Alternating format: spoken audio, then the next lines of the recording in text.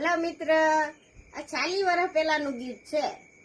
તેથી કઈ ફોનની સુવિધા હતી નહીં કે આપણે દીકરી યાર તરત વાત થઈ જાય. પેલા છે ને ટપાલ દ્વારા વાત થતી. તે દાદા લખીને કાગળિયો મોકલે કે દીકરી એકવાર દેશમાં આવજો. પછી દીકરી શું જવાબ આપે ઈ ગીત તમે સાંભળજો.